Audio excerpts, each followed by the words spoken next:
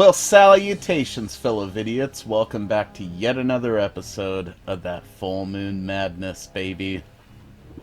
So in today's episode, we are continuing that early 90s full moon coverage in this wave with an absolute classic, definitely one that I probably should have rented more as a kid, but one that I actually rented more than I thought I did. I thought I only rented this like a couple of times, but it turns out I rented it at least several times, more than 2, less than 10. And I actually had quite a few fond memories of the motherfucker, so that was a pleasant surprise for sure. It's an honor and a privilege to whip this out though, because it finally allows us to showcase some proper giant robot motherfucking action on this series. We sort of started this out with really Full Moon's only bait and switch movie, and that's Crash and Burn. I think it was episode 2 of this series. And it really is like a singular instance in Full Moon's history of them just outright kind of lying to you about what to expect from a movie. But at the same time, a singular instance of them sort of dipping their toe briefly in a type of movie that they used to make in the proto-Full Moon days, but then sort of writing it off again for a while, and then thankfully eventually revisiting it with tonight's film. And that is Robot Wars. This is basically the spiritual successor to Robot Jox, which was an Empire flick from back in the day. Absolute fucking classic. This is nowhere near as good as Robot Jox, but it's pretty close to being like half as good as it. And it was a cool nod back to the early days. It was a cool way to get David Allen in there to do some, like, old giant robot effects before he eventually, sadly, passed away. But there's some really cool special features stuff on this to do with him we'll talk about at the end. Overall, just a great release, and I had an absolute blast revisiting it. So let's jump on in there and find out why. That is empty. This one is not.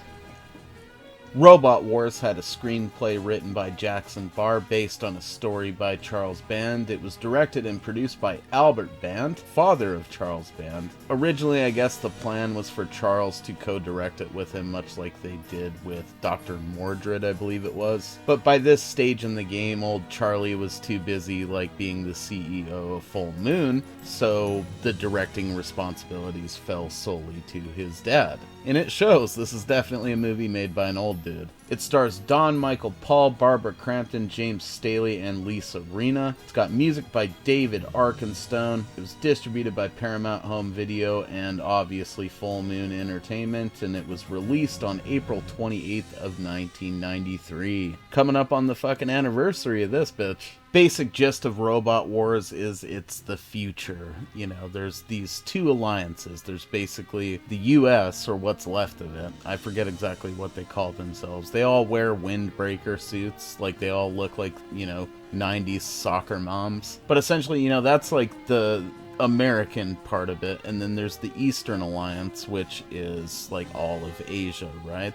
And in between are the Centralists, who are basically terrorists. It's after, I'm assuming, some type of nuclear war. They used to have these giant robots called like mega robots or whatever, but now they only have one of them left, which is like this giant scorpion robot, even though they call it a spider later. It makes no sense. Yeah, it's a fucking giant robot scorpion. We got a hotshot pilot named Captain Drake, played by Don Michael Paul, and his sidekick, Stumpy, played by James Staley, who pilot this mega robot. And most of the time they're doing routine, like, passenger trips across the desert or whatever. But every now and again they get attacked by these Centralists. We come into the story with them bringing in a group of these passengers and being attacked by said Centralists, and we learn that Chief Rooney, played by Peter Haskell, fucking amazingly as always, is just kind of a scumbag and does not even care about the safety of these passengers as long as he can put on a good show for people that are hopefully going to buy these mini-mechs off of their, nation. The American Alliance, or whatever you want to call it. The Western Alliance, there we go.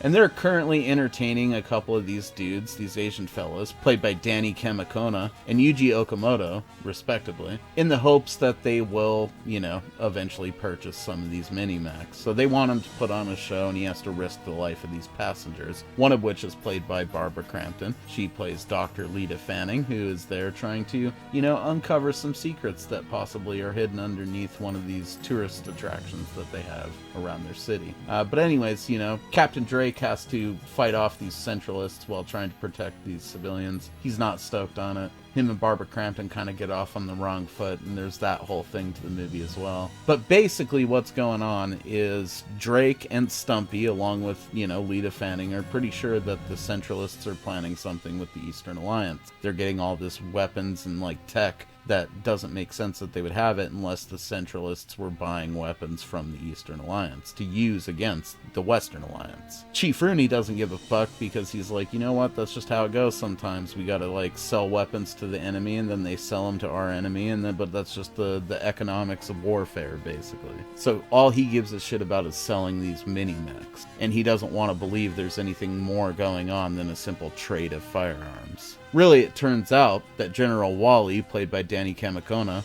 who was reunited with Yuji Okamoto, if memory serves, from their time together on, I think it was The Karate Kid 3. Anyway, they're planning this whole coup against the Western Alliance. They built up the Centralists with a bunch of weapons, and they're planning on stealing this giant megamech robot. On the side of this, there's a rumor that, back in the day, Stumpy's grandpa and these resistance fighters had all stashed, parts of the original megamech robot underneath, this tourist trap city that they built to be this recreation of, a 90s southwestern town. And I'm sure you can kind of assume where it goes from there. Basically, they each have a robot, and they have to fucking battle it out. This movie is hilarious, awesome, fun, simply for the fact, though, that Albert Band was just left alone to direct the motherfucker. So it comes across very much as, a modern science fiction movie directed by an old dude. It's as close as you could ever get to a gung-ho, cigar-chomping fucking Western shot under the guise of a giant robot science fiction film.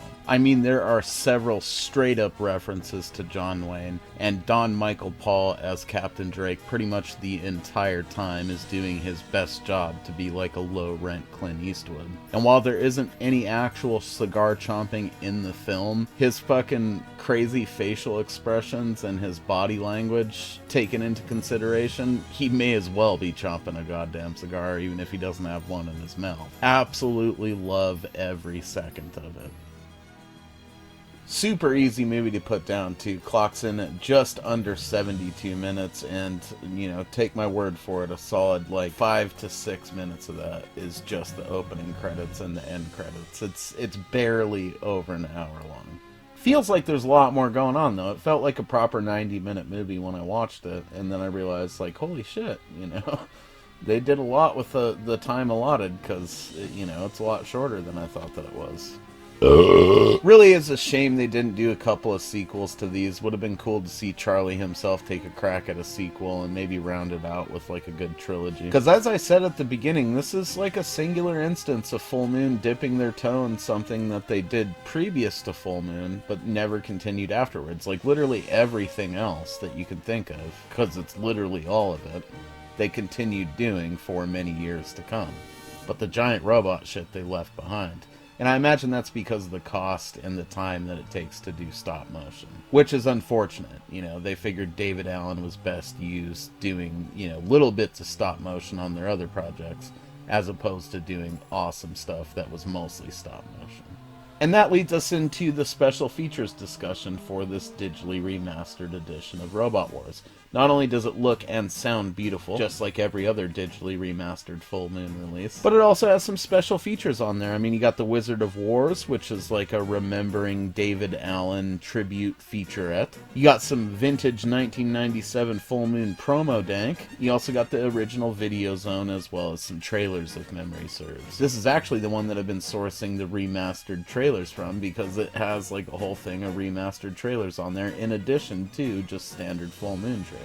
So pretty stacked release overall. Once again, no commentaries, which is a bummer, but we got a lot of information on here. We got a lot of cool stuff. The release itself looks amazing. And that Wizard of Wars thing that showcases David Allen is must-see stuff if you're a fan of Full Moon.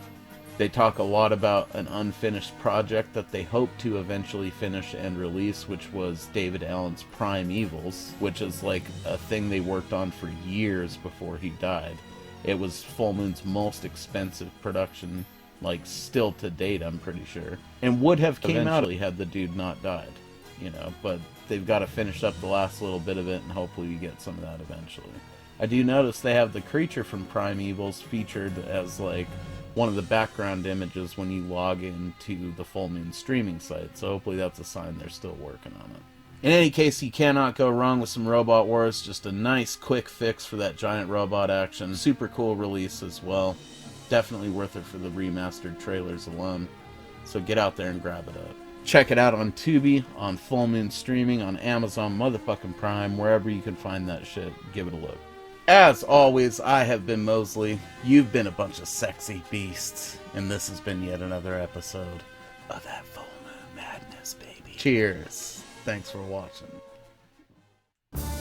The world of Full Moon lives online at fullmoondirect.com. Classics like Puppet Master, Demonic Toys, Subspecies, and more recent favorites Ginger Dead Man, Evil Bong, Killjoy, and more can be found at fullmoondirect.com on DVD, Blu-ray, limited edition box sets, replicas, toys, shirts, and more. Only available at fullmoondirect.com.